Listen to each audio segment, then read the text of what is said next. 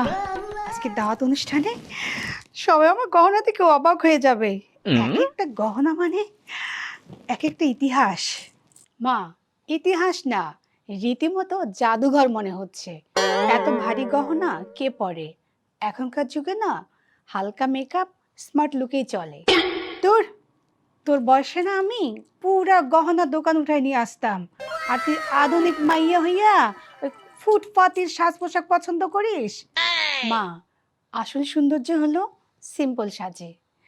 গহনা দেখার জন্য মানুষকে ডাকতে হয় না। আমার সৌন্দর্য মানুষ দেখেই বুঝতে পারে। কি, তুই আমাকে খ্যাত বললি?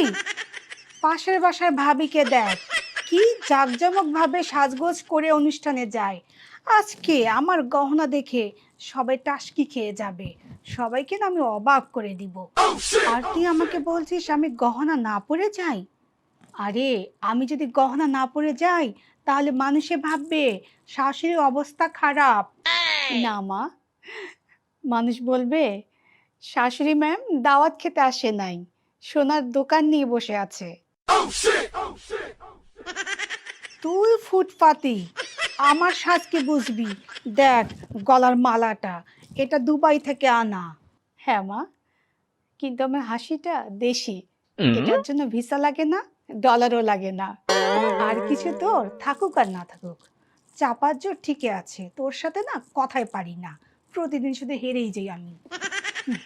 মা, গহনা থাকুক আপনার, সৌন্দর্য থাকুক আমার, পুরাই ফ্যামিলি প্যাকেজ। চলেন চলেন মা, দেরি হয়ে যাচ্ছে, চলেন।